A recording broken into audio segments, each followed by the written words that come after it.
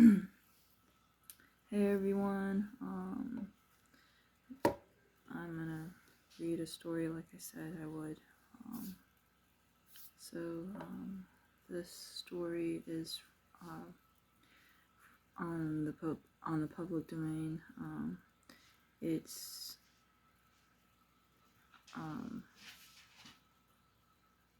from 1919. So it's called The Tales of Folk and that's my dog. So it's called The Tales of Folk and Fairies, written and illustrated by Katharine Pyle.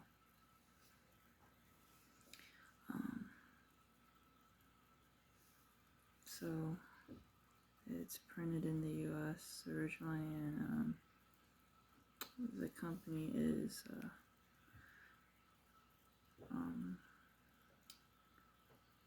Little Brown and Company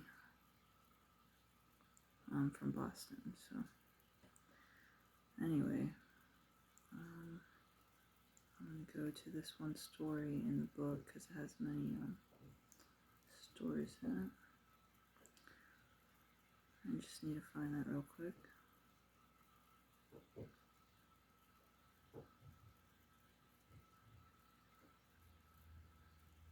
So this is in honor of a friend. I mentioned it in the first video. Vaguely, just said a content creator that inspired me greatly. And does audio stories to help people sleep. Her audience and demographic is mainly male, I would say, and probably from the 18 to 30 year old range. But if you're outside of that demographic, that's fine. But it's just I don't know. I just heard that before, but don't quote me on it. So it could be just regular fables. She says she does all sorts of things, and she always has new ideas all the time. So this is paying respects to her, and I'll do this on a pretty regular basis, just because people who like to help other people and do that for other people, I think would like that in return. And so if she wants to listen to a story at night to help go to sleep, just like she helps others, or if it's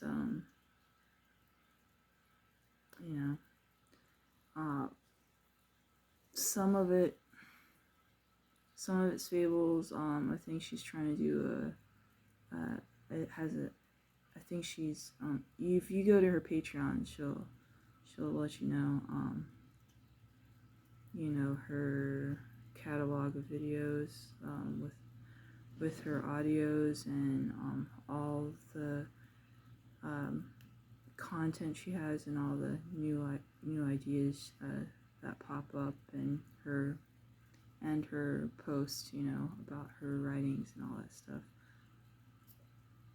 like a blog or whatever. So anyway, let me get to that story. So, also if you want to check her out, I will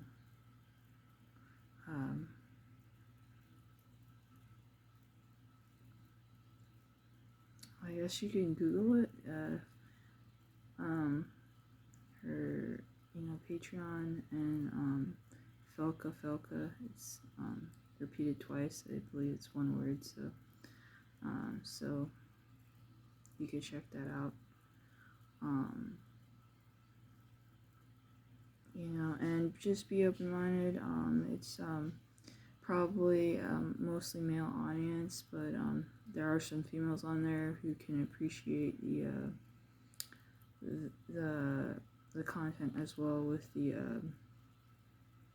stories, some of the stories that they're interested in, whatever, And I mean, I think one recently was like a cool audio about a deer with a glass heart. So I mean, that could be for everyone, but then there's some that are more tailored to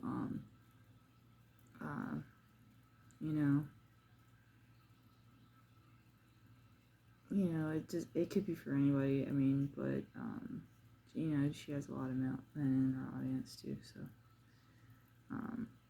it just depends on what the audio is, and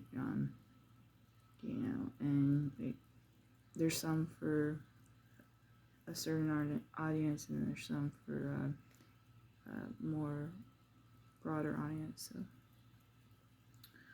and I know I was long-winded with that, but I wouldn't be me if I wasn't. So,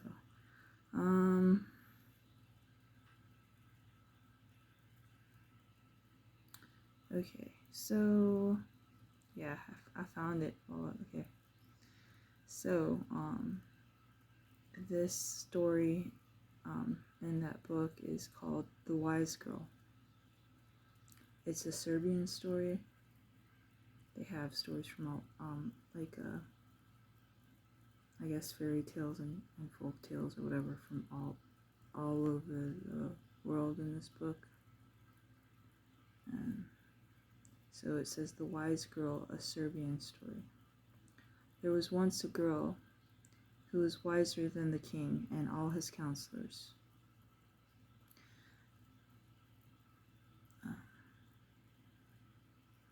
I'm sorry for the interruptions. Okay. So, there was once a girl who was wiser than the king and all his counselors. There never was anything like it. Her father was so proud of her that he boasted about her cleverness at home and abroad. He could not keep his tongue still about it.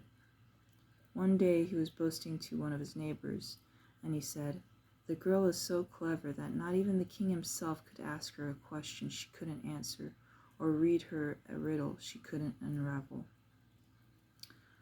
Now it so chanced the king was sitting at a window nearby, and he overheard what the girl's father was saying. The next day he sent for the man to come before him. "I hear you have a daughter who is so clever that no one in the kingdom can equal her." "And is that so?" asked the king. Yes, it was no more than the truth. Too much could not be said of her wit and cleverness. That was well, and the king was glad to hear it. He had 30 eggs. They were fresh and good, but it would take a clever person to hatch chickens out of them. He then bade his chancellor get the eggs and give them to the man. "Take these home to your daughter," said the king, "and bid her hatch them out for me. If she succeeds, she shall have a bag of money for her pains. But if she fails, you shall be beaten as a vain boaster." The man was troubled when he heard this. Still, his daughter was so clever, and he was almost sure she could hatch out the eggs. He carried them home to her and told her exactly what the king had said, and it did not take the girl long to find out that the eggs had been boiled. When she told her father that, he made a great to-do. That was a pretty trick for the king to have played upon him. Now he would have to take a beating, and all the neighbors would hear about it. Would to heaven he had never had a daughter at all, if that was what came of it. Oh man, that's harsh. The girl, however, bade him be of good cheer. "Go to bed and sleep quietly," said she. "I will think of some way out of the trouble. No harm shall come to you, even though I have to go to the palace myself and take a and take the beating in your place.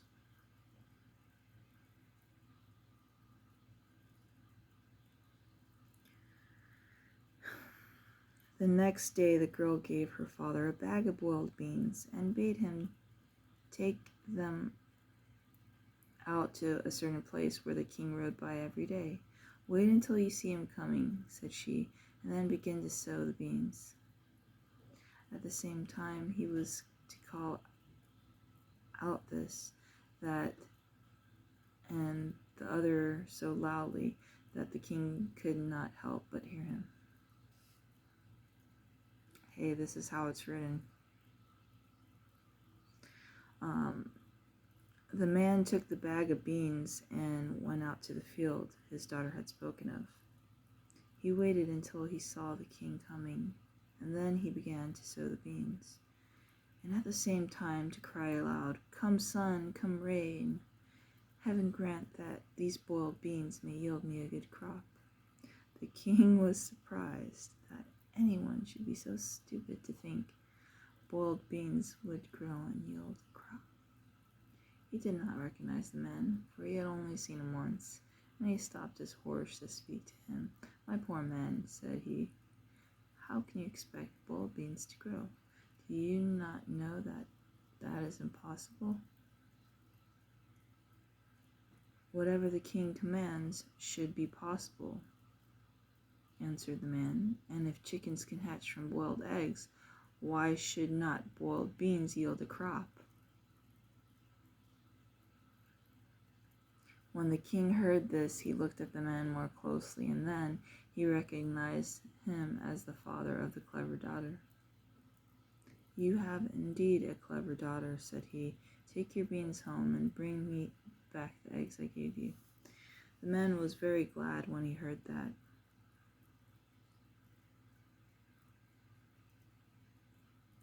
And made haste to obey. He carried the beans home and then took the eggs and brought them back to the palace of the king.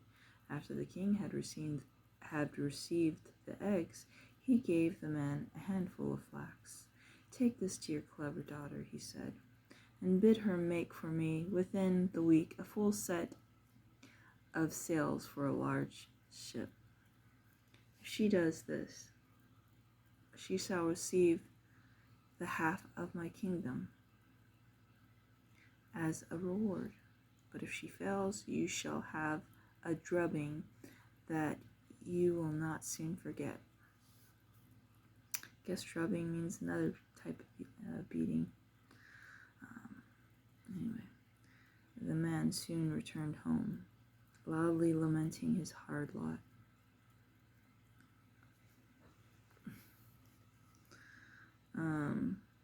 "What is the matter?" asked his daughter. "Has the king set another task that I must do?" Yes, that he had, and her father showed her the flax the king had sent her, and gave her the message. "Do not be troubled," said the girl. "No harm shall come to you. Go to bed and sleep quietly, and tomorrow I will send the king an answer that will satisfy him." The man believed what his daughter said. He went to bed and slept quietly. The next day the girl gave her father a small piece of wood. "Carry this to the king," said she. "Tell him I am ready to make the sails, but first let him make me of this wood a large ship that I may fit the sails to it."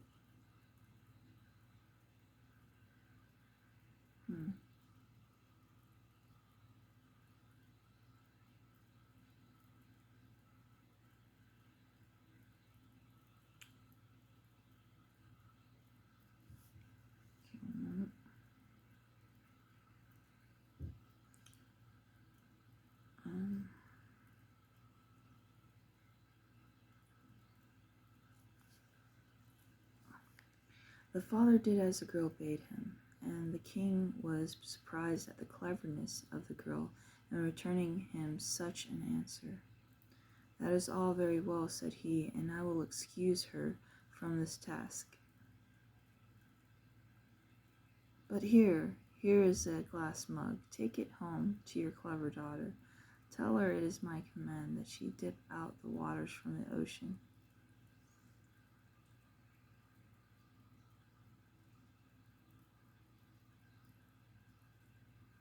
That she dip out the waters from the ocean bed, so that I can ride over the bottom dry shod.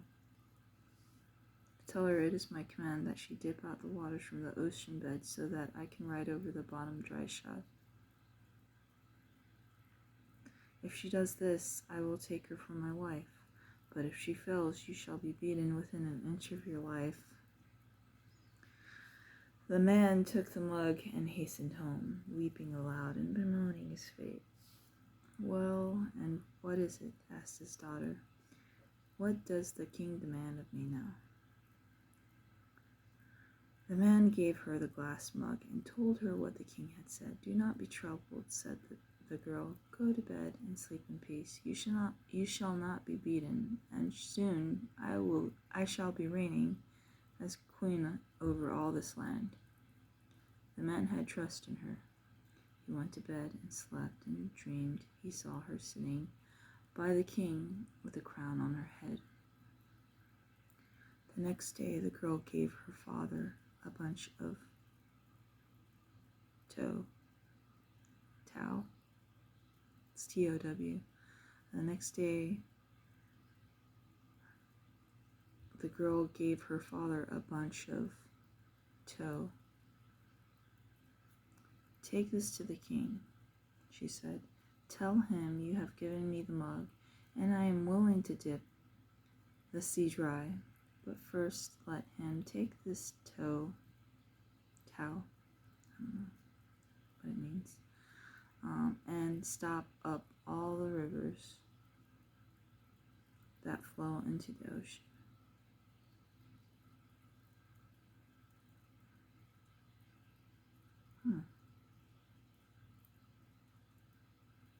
The man did as his daughter bade him. He took the towel. I'm just going to say towel because toe sounds like on your foot, so. The man did as his daughter bade him. He took the towel to the king and told him exactly what the girl had said. Then the king saw that the girl was indeed a clever one, and he sent for her to come before him. She came just as she was, in her homespun dress and her rough shoes, and with a cap on her head. But for all her mean clothing, she was as pretty and fine as a flower, and the king was not slow to see it. Still, he wanted to make sure for himself that she was as clever as her messages had been. Tell me, said he, what sound can be heard the farthest throughout the world? The thunder that echoes through heaven and earth, answered the girl, and your own royal commands that go from lip to lip. This reply pleased the king greatly. And now tell me, said he, exactly what is my royal scepter worth? It is worth exactly as much as the power for which it stands, the girl replied. The king was so well satisfied with the way the girl answered that he no longer hesitated. He determined that she should be his queen, and that they should be married at once. The girl had something to say to this, however. I am but a poor girl, said she, and my ways are not your ways. It may be well that you will tire of me, or that you may be angry with me sometime, and send me back to my father's house to live. Promise that if this should happen, you will allow me to carry back with me from the castle the thing that has grown most precious to me. The king was willing to agree to this, but the girl was not satisfied until he had written down his promise and signed it with his own royal hand. Then she and the king were married with the greatest magnificence, and she came to live in the palace and reign over the land. Now, while the girl was still only a peasant, she had been well content to dress in homespun and live as a peasant should.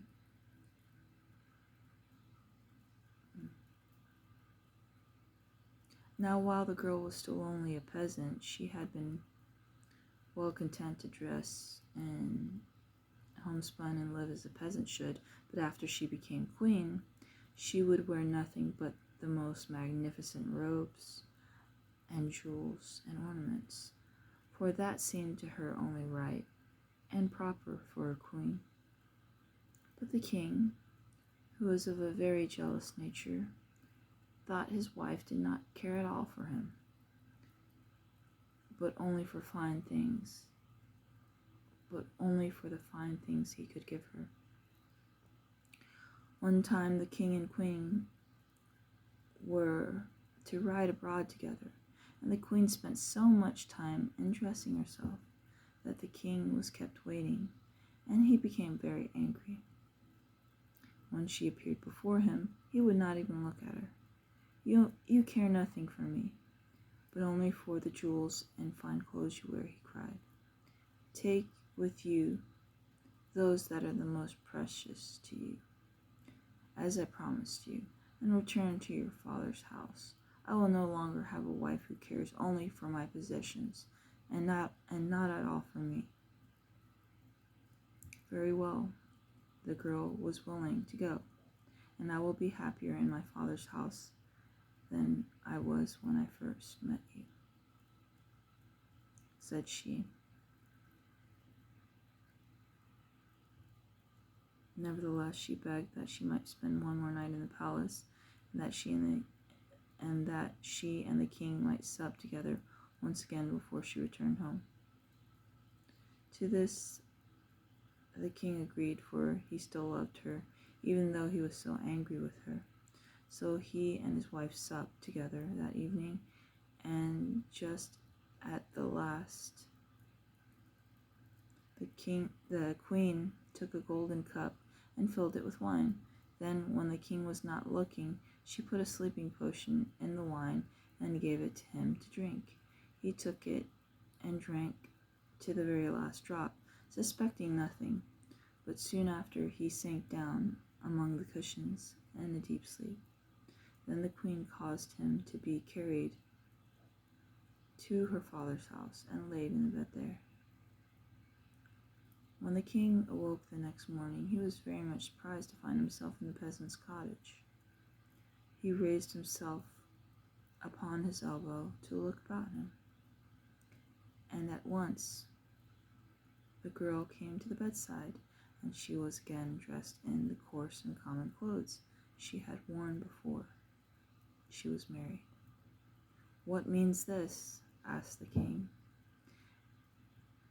"What means this?" asked the king, "and how came I here?"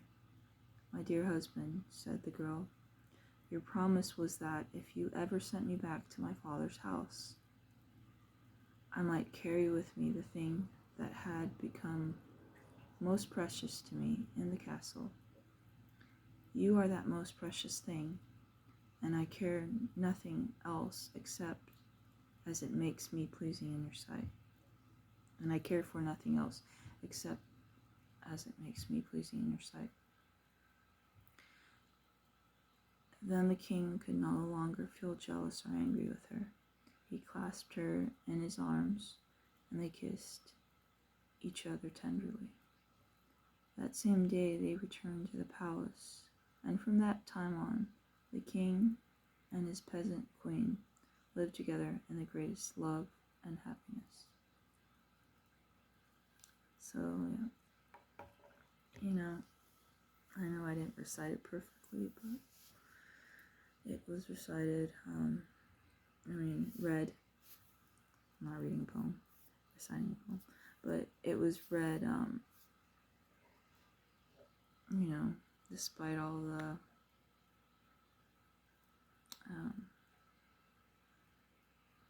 little distractions and the not totally perfect reading, because I might have tripped over my words or tried to understand one of the words or so, and then tripped over a word while I was reading, but it's alright. That's what happens sometimes. So I hope you liked that story, and hope it made you feel good and helps you sleep tonight. You can thank Volka for me reading stories, like short stories like that. So, and check out her work. Keep an open mind. Yeah, like I said, some stories are for like everybody. Some may be geared more towards men or whatever your preference is, but you know, some of it's fables, some of it's like role play, some of it's other stuff. So, but she's a really sweet person, and she has a you know, bright mind, and is very smart, you know, and just a lovely, playful person. So that's always good in this world for, you know, everybody to, you know, everybody to, I don't know, I think people like that are fun. So, and that's one of the big inspirations for me to get started, along with the one I mentioned in the first video. Just didn't want to mention too many in the first video, but the main person who kind of inspired me to get tripping over my words, inspired me to get started was her. So you know, Felka. So she doesn't know that, but and plus, like I said, being fed up of procrastinating. So just but yeah. So thank you, and I'll talk to you again soon in either another vlog or another story. And so yeah, for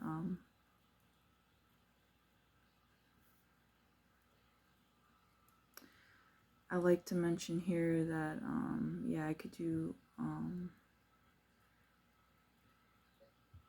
yeah, I guess I'm still gonna, I said I would do the website stuff, but I'll just keep that in the vlog that I'm about to do right now. So I'll just do that.